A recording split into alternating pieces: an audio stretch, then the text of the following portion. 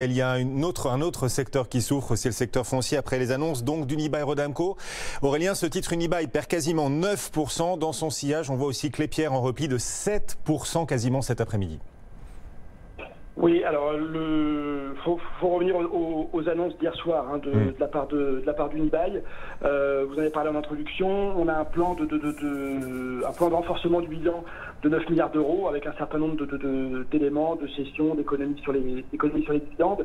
Mais ce qui retient quand même l'attention, c'est cette augmentation de capital de 3,5 milliards d'euros.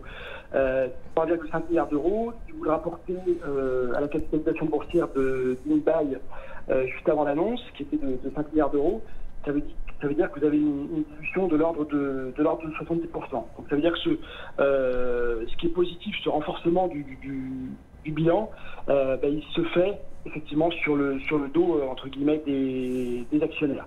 L'élément quand même tout de même positif, c'est que si on en croit ce que nous disent le management, l'objectif de maintenir la notation investment grade est réitéré, donc ce qui est quand même plutôt une bonne nouvelle.